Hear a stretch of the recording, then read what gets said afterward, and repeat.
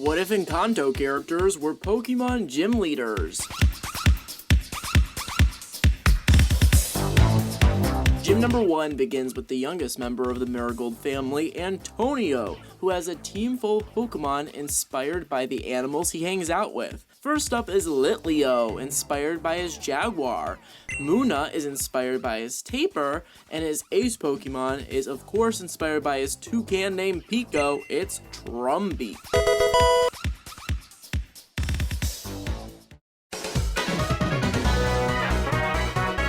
We're now moving on to Dolores, who can hear every move coming her way with her sound-based psychic team. First up is Swoobat, who emits powerful sound waves until it tires out. Dolores also gets tired from hearing all the sounds she hears. Next up we got Loudred, but it's not your average Loudred. It's an Encantonian Loudred, who instead of having speakers in its ears, it's replaced with microphones that can help listen and capture sounds. Her ace Pokemon is Shimeko, the wind chime Pokemon. It communicates by emitting high-pitched sound waves. Dolores has to leave the gym temporarily because she's too sensitive to her Shimeko sounds.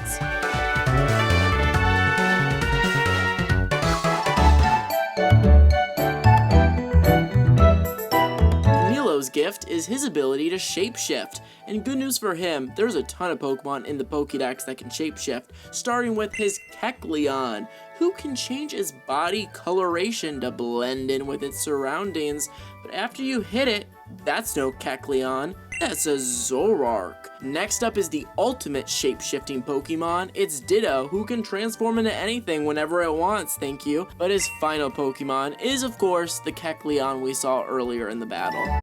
My old phone carrier was reaching their hand into my earlier in the battle.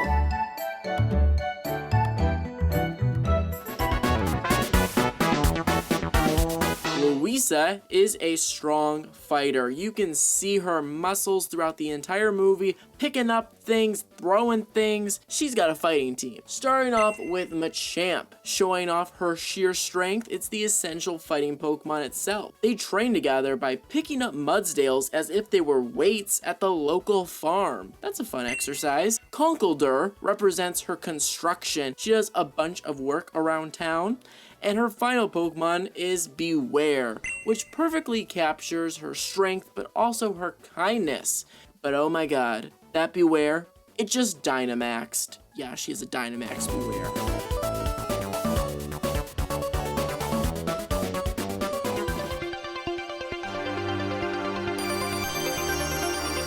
Our 5th gym leader is Peppa, who has a storm-based Pokemon team to represent her power to summon weather, as its drizzle ability immediately sends out rain the second it comes out to the battlefield. Cast form Thunder form is a literal storm, so that's great.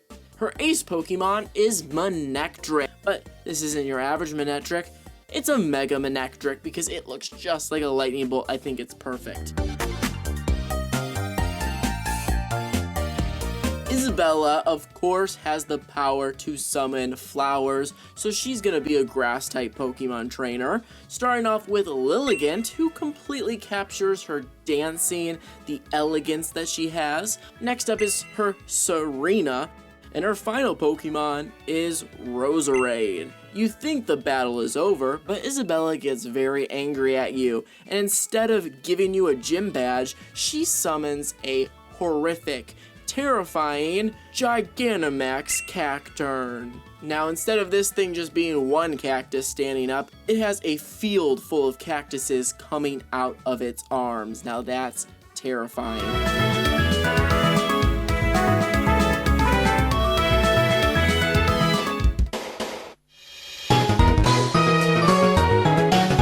Julietta is our 7th gym leader, and she has the gift of healing people with food.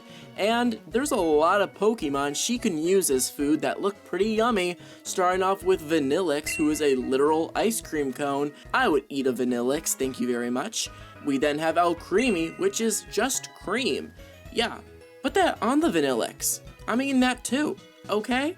And then she's got a Tropius. Tropius is known for its harvest ability. It can plant berries, and it even has a bunch of bananas on its neck. But her ace Pokemon is very, very flexible. Heck, you could even put the banana, the Vanillix, and the Alcremie on her Dox Bun. And in fact, she does. She has a Mega Dox Bun, which is banana bread with ice cream on top.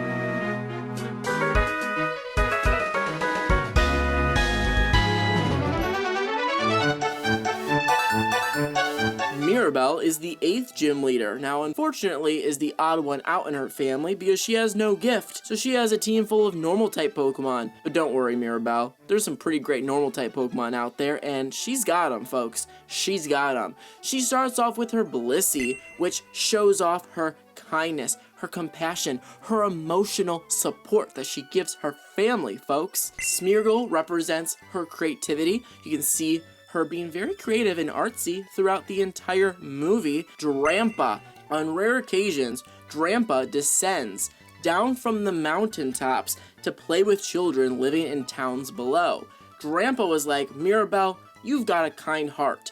I'm gonna join your Pokemon team. Her final Pokemon is an Eevee. Now you might be thinking, this is a first stage Pokemon, not much going on here, but it Gigantamaxes. So this thing is a fighter, folks. It's not going to be an easy fight.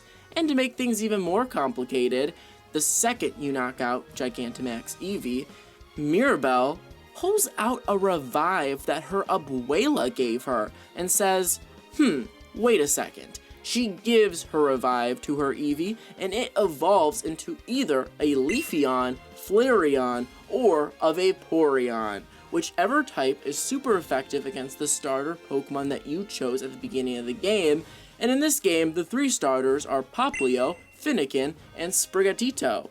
I wonder what starter you chose. So for example, let's say you pick Popplio, this thing is now a Leafeon.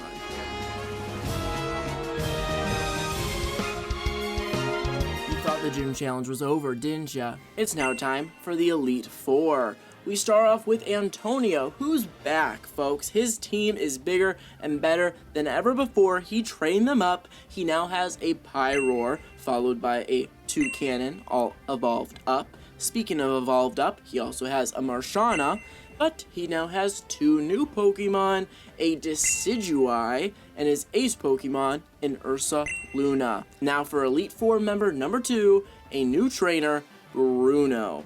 Starting off with an Alakazam. Alakazam has the power of Psychic Foresight. He can see the future, just like Bruno. Then we've got Absol, which is labeled the Disaster Pokemon, and his story is actually very similar to Bruno's, where they didn't actually mean to cause a disaster. They're not a bad person, a bad Pokemon. They're just kind of getting blamed for it, so they're actually quite common. And this Absol can Mega Evolve. Oh yes, it's true. Next up, he's got an Espeon, followed by Xatu, followed by a Xatu, who is also very known for its ability to look into the future. And his ace Pokemon, inspired by the rats that Bruno hangs out with, it's an Alolan Raticate. Toxic gas located in the forward compartment. Before I knew, I was different. Bruno hangs out with, it's an Alolan Raticate. Our third Elite Four member is Louisa. She's also back with a new trained team. Hariyama, Conkeldurr, Beware, Gigantamax, Machamp, folks. This thing is a killer, but not as much as her ace Pokemon. This thing's gonna be tough to beat. It's a Buzzwole. Good luck. Then we've got the final Elite Four member. It's Abuela. She has a Steel type team to represent her Steel strength. She is put together, a little reserved. She's earned those stripes, folks. But she's just trying to be strong for her family. She's got a Bronzong. She's got a Lucario, who is known for its ability to be attached to auras of living beings and being able to understand emotions. It can see who Abuela's family members are for who they are and see their gifts. We then got Corviknight. Corviknight has the ability Pressure, and let's be honest, Abuela puts a lot of pressure on a Mirabelle in the movie, so it fits. She's then got a Vespiquen that can terastallize into a steel type, because Abuela is the queen bee of the house, of course. But her ace Pokemon is a Mega Chandelure.